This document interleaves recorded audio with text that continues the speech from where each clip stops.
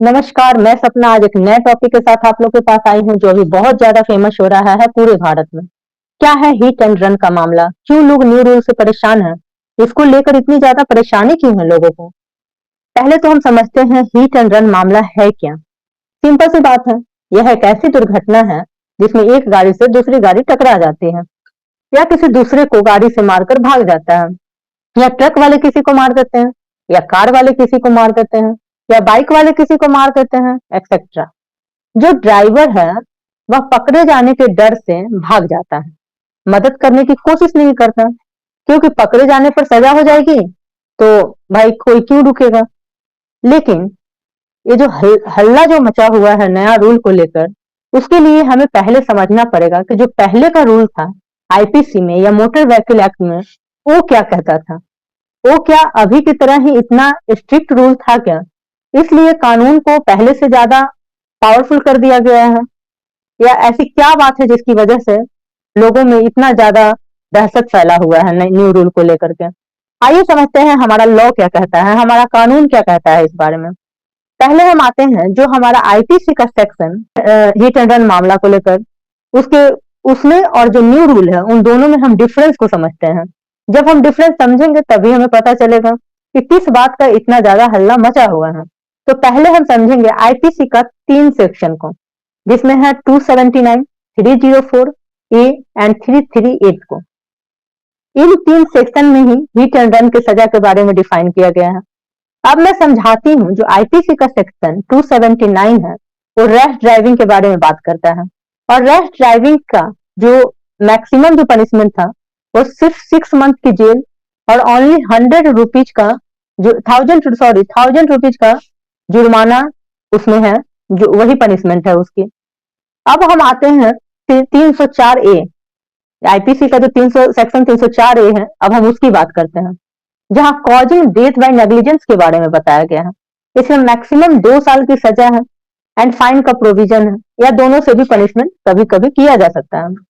अब आते हैं सेक्शन 338, जहां हिट एंड रन से मौत तो नहीं होती लेकिन वो पर्सन जो गंभीर रूप से घायल हो जाता है उसके बारे में बात करता है। 338 जो हमारा सेक्शन है आईपीसी का, तो इसमें क्या है कि 2 साल का जेल प्लस जुर्माना दोनों हो सकता है या किसी एक से भी पनिश किया जा सकता है।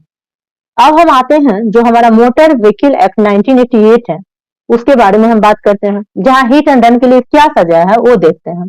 इस एक्ट में सेक्शन 161, 134 ए एंड 134 बी में जो मोटर व्हीकल एक्ट है, इस सेक्शन में हिट एंड रन मामले के बारे में बताया गया है। मतलब ये सेक्शन रिलेटेड हैं एक दूसरे से। जहां धारा 161 जो है वो मृत्यु होने पर, अगर किसी की मृत्यु हो जाती है तो हिट एंड रन मामले में, तो वहां पे 25,000 रुपया, और गंभीर चोट के मामले में अगर किसी की मृत्यु नहीं होती है और जो अगर किसी को बहुत गंभीर चोट लगती है तो वहां 12,500 का मुआवजा देने का प्रावधान है। यानी कि अगर कोई मर जाता है तो 25,000 मुआवजा देगा, और कोई अगर किसी को चोट लगती है तो वहां 12,500 रुपये मुआवजा देगा। बस इन्हीं बातों को लेकर हल्ला मची हुई है। अब आप लोगों को मेरे ख्याल से आधी बात समझ आ गई होगी। अब हम बात करते हैं जो हमारी बात को कंप्लीट करेगी, क्योंकि प्रॉब्लम क्या है, जो अब तक का जो पनिशमेंट था वो बहुत बड़ा नहीं था। अगर किसी को चोट लग जाए, पैर हाथ टूट जाए या किसी की मृत्यु हो जाए, तो क्या कोई भी अमाउंट उसके घाव को, उसके प्रॉब्लम को भर सकता है क्या? तो वो बहुत बड़ा पनिशमेंट नहीं था अगर देखा जाए तो। लेकिन अब जो नया एक्ट आया है वो कुछ चीजों को, कुछ समस्या को, जो दुख में जो लोग रहेंगे उसको, कुछ समस्या को भर सकता है, मतलब कुछ समस्या को सॉल्यूशन उससे निकाला जा सकता है। तो ये जो नया वाला जो रूल है, जिसमें जो कि भारतीय न्याय संहिता के सेक्शन 104 में डिफाइन किया गया है, जहां सेक्शन 104(1) जो है वो यह बोलता है कि अगर गलती से एक्सीडेंट हो गया ड्राइवर से, यानी कि ड्राइवर जानबूझ कर एक्सीडेंट नहीं किया, वहां पर ड्राइवर की गलती शायद नहीं ही होगी। बहुत बार एक्सीडेंट के मामले में ड्राइवर की गलती नहीं होती है, बहुत बार उन लोगों की गलती होती है जिनका एक्सीडेंट हुआ रहता है। वो लोग भी पी करके आकर के गाड़ी के सामने खड़े हो जाते हैं, या अपनी गाड़ी लेकर या अपनी बाइक लेकर के चले जाते हैं। ड्रिंक एंड ड्राइव का केस बहुत बार ऐसा होता है कि या तो एक्सीडेंट करने वाला भी जो होता है वो भी पिए रहता है, जो एक्सीडेंट जिसका होता है वो भी पी करके रहता है। तो ऐसा बहुत बार बार उसी की गलती नहीं होती है, ड्राइवर की ही गलती नहीं होती, उस ड्राइवर की भी गलती होती है जिसका एक्सीडेंट होता है।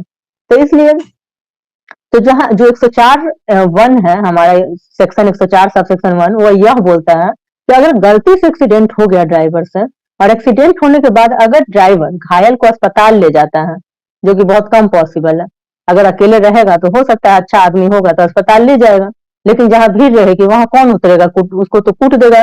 तो इसलिए वो सोचता है कि हम क्यों पिटाएं, तो वो तो उतरेगा नहीं। तो वो बोलता है कि अगर एक्सीडेंट होने के बाद अगर ड्राइवर घायल को अस्पताल ले जाता है या भीड़ ज्यादा है और डर से भाग भी जाता है ड्राइवर, तो कहीं सेफ जगह जाकर पुलिस या मजिस्ट्रेट को इन्फॉर्म कर देता है। तो यह जो भारतीय न्याय संहिता की जो धारा 104(1) है, उसके अंदर सजा तो होगी भाई, 7 साल की सजा है, प्लस जुर्माना, दोनों से पनिश किया जाएगा। एंड यह, लेकिन इसमें एक ही फायदा है कि जो सेक्शन है बेलेबल सेक्शन है, यानी कि जब ट्रायल चलेगा तो उस समय ये चीजें आएगी कोर्ट में, जब प्रोसीडिंग के दौरान, कि भाई ये भाई भागा नहीं था, ये सेफ जगह जाकर इसने पुलिस या मजिस्ट्रेट को इन्फॉर्म कर दिया था, तो उसमें इजिली बेल मिल जाएगी। मतलब वहां आसानी से बेल मिलने के चांसेस हैं। तो बस यही है, 7 साल की सजा तो है लेकिन बेल आसानी से मिल जाएगी। और लेकिन उसमें भी जुर्माना है, उसमें भी पैसे तो देने पड़ेंगे। अब हम आते हैं सेक्शन 104(b) पे, दो, जो सेक्शन 104 है, सब सेक्शन 2 है, उस पे आते हैं। क्या कहता है यह सेक्शन? यदि गलत ड्राइविंग या लापरवाही की वजह से किसी पर्सन की मौत हो जाती है, तो ड्राइवर को 10 साल का जेल और 7 लाख जुर्माना भरना होगा। मतलब यहाँ पे बातें उल्टी हो जा रही है, ठीक है। यहाँ पे जो बातें हैं वो ये कह रही है कि अगर ड्राइवर एक्सीडेंट करके भाग जाता है, इन्फॉर्म नहीं करता है, और अगर वो पकड़ा जाता है, तो वो इन्फॉर्म नहीं करने की वजह से उसको 10 साल की जेल होगी। ये जान जाइए, अगर इन्फॉर्म करेगा तो 7 साल की जेल होगी, वो अवेलेबल रहेगा। और यहाँ पर कह रहा है कि अगर इन्फॉर्म नहीं किया तो उसको 10 साल का जेल होगा और 7 लाख रुपया जुर्माना भरना होगा उस फैमिली को जिस फैमिली के मेंबर की मौत हो जाएगी। लेकिन कब? जब ड्राइवर बिना पुलिस या मजिस्ट्रेट को इन्फॉर्म किए वहां से भाग जाता है, बिना उस आदमी को हेल्प किए जिसका एक्सीडेंट हुआ है वहां से भाग जाता है। एक्सीडेंट करके अगर वो मौके से भाग जाता है तो पकड़े जाने पर इतना जुर्माना वहां भरना होगा, और यह एक नॉन बेलेबल सेक्शन होगा, यहाँ बेल आसानी से नहीं मिलेगी।